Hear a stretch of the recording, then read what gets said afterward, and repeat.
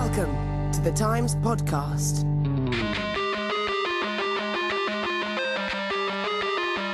Hi, I'm Pete Perfides. Welcome to this week's Times Sounds podcast. I won't suffer, be broken. Jared and Tomo from 30 Seconds to Mars. Hi guys, how are you? Oh, we're doing well, thank you for having us. We were listening to the soothing strains of Attack just a minute ago. Oh, nice. Soothing, you know. Oh, yeah. Maybe, It's a nice, relaxing bedtime song. maybe an overstatement, slightly. How are you? We're doing good. We had a nice full day. We're a full day. That's a euphemism, I guess. Oh, yes. We're in the Astoria. We're in the dressing room of London's Astoria. I have to say I'm a bit disappointed by the graffiti in the dressing room. They must have painted over it. But there is one immortal scribbling on the wall. It says, Phil Collins was here. W-U-Z. Phil Collins was here. Was here. That's a kind of that's a Midlands intonation. So that leads me to suspect that maybe Phil Collins was maybe in a rather more salubrious wine bar down the road. He may have been. The Astoria. But you never know. Maybe he was back here Maybe. and had a couple and felt like scribbling on the wall. I was saying maybe he felt it in the air tonight, but there actually Oh. there is actually no air in this room, is there? No, there's really not. Is this your first time playing in London? It is not our first time. It's actually our second time playing here. I was amazed to see, like, we were here pretty early on, and the queues of mainly girls, it has to be said, around the block. Oh, nice. So, and That's very nice to A lot hear. of dudes usually. Yeah. and a lot of heavy set dudes, but I have to say, I can't believe I said the word dudes. I have to say most of them were asking if people had tickets to see the band. I suspect their Oh, really? intentions weren't entirely pure. Oh, interesting. Scalpers. Scalpers, Yes. yeah. Is that a perennial problem? You know, it happens, I suppose. With success comes scalpers. Yeah. You know Um, you're doing well if there's scalpers outside, I suppose. The momentum around the second album, Beautiful Lie, just keeps building and building. Mhm. Yeah, that must be a really gratifying thing for you guys to see. It is. I mean, it's everything that you hope for when you work on something, and that it's going to connect. And Yeah.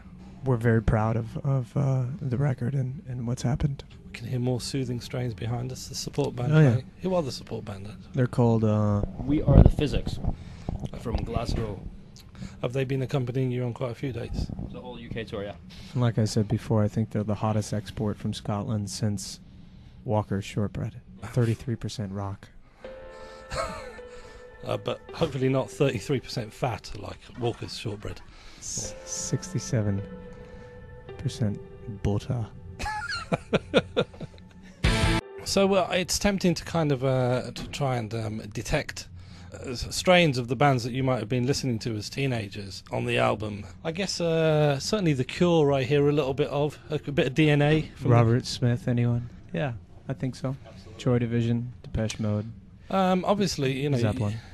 you grew up on the other side of the Atlantic. Where did one hear sort of bands like that as... I think I stole the CD, or it wasn't a CD, it was a tape. At Yeah. that time, they didn't have CDs. Yeah. But I stole the tape from a car that I'd broken into. That's how Wow. I discovered The Cure. And what, Sorry what- about that, but thanks for the cassette. Well, you know, in the long term, the net amount of good accrued from that I think so. misdemeanor is Yeah. probably... Crime pays. That's the message coming from the Astoria today. Where was this car exactly? Because you've had Oh, a you quite... want me to get arrested for this now? I can't give the information. I You've moved had- around a lot, yeah. Yeah, you've had quite an itinerant childhood. That's what I was going to come Yeah, to. yeah, peripatetic, right? Peripatetic is a great word. I don't think we've ever had the word peripatetic. Well, you used itinerant, so I had to. Yeah, you trumped me. Yeah, touche. So whereabouts were you at this point? Were we during your Cure cassette stealing days? I think I was in New York City then, So what age would you have been roughly? like 14, 14. 13. Were you with your family in New York City? Oh, they had left me on the streets of New York to fend for myself for quite some time, so I was learning to be a busker. Really? That is... It was either that or a bus boy. You're busking in New York at 14. Yeah. Is this generally known? I didn't know that about you. No, I actually don't ever really talk about it. And what kind of songs would where would you have been playing? I'm trying to develop a mental picture. It really doesn't matter because when you're busking, when you're 14, you can do pretty well. You can do pretty well. Like, Yeah. I mean, you get a lot of people throwing money into your hat. Sure, they just feel sorry for you. But what? Especially if you stick your ribs out, and, Sure. What was in your repertoire then? Did you have a repertoire? Oh, all kinds of different stuff. So presumably, I'm just imagining it would have been. Zeppelin, Cat Stevens, Bob Dylan. If I've noticed, actually, certainly in London, if a busker plays Cat Stevens, then the money really starts to get. Oh yeah, Bob Marley's always a good one for cash. Yeah, yeah, that's true. That's true. And Old then, Buffalo Soldier will get you a nice quid or two. But would you have an audience kind of building around you? Yeah, at times. Because I was speaking to a busker once, and I was saying, and then you play a really terrible song, because then you disperse the crowd, and then a load of new people come in and give you more money. Yeah, I wasn't very patient, so I just picked up and walked away. Oh, okay. So you would have been the one moving on rather than the crowd. Yeah, I think so, but I'd never really got much of a crowd. I mean, I was a kid. I didn't have my skills down. I didn't know how to get a big crowd going. Normally just people passing me by and tossing money, and I'd be lucky if it didn't land on my head. Where were you living? They would be hard-pressed to even be able to hear me at that point. Squeaky little voice in the corner underneath a hoodie. Probably looked like a pile of laundry, dirty laundry. Wow, that's amazing. I didn't know that about you. On the album, I was quite taken to hear the version of the Björk. I was really surprised when I first heard the version of Hunter by Björk. Oh, okay, good. And it's a really great treatment of it, actually. Thanks very much. We were actually going to think about playing that tonight, but we're not going to. We changed our mind.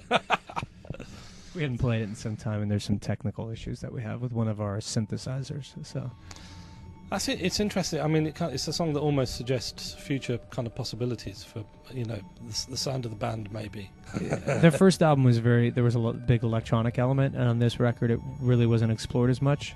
So that was a great excuse to kind of dive into some of that, and it certainly is an exciting place for me to go.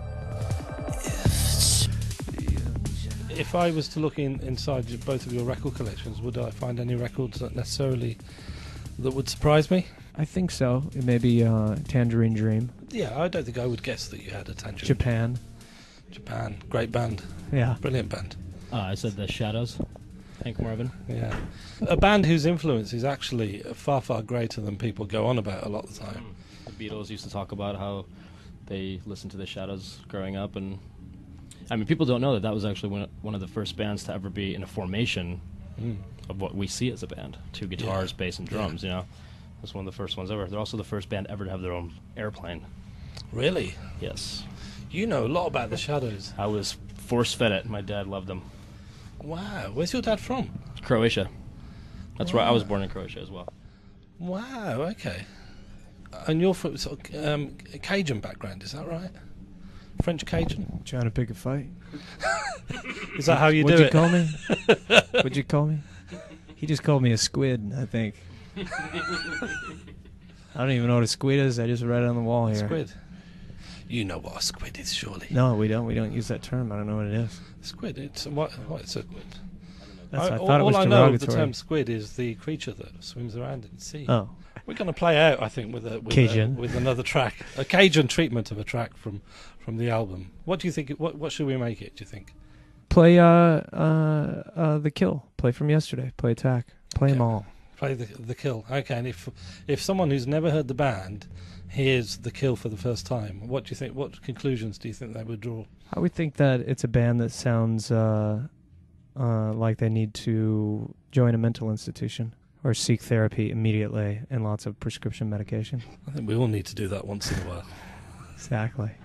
Thanks so much for having us. Jared and Tomo. I'm sorry that it was rushed. Virgin has a deadly schedule for us when we're in London. Life is like that. Yeah. I'm going to try to eat my first meal of the day today. I'm very excited about it. And then go on stage in 45 minutes. What's in there? Curry? Is it curry? No, I don't think so. Oh, I actually don't think I have time.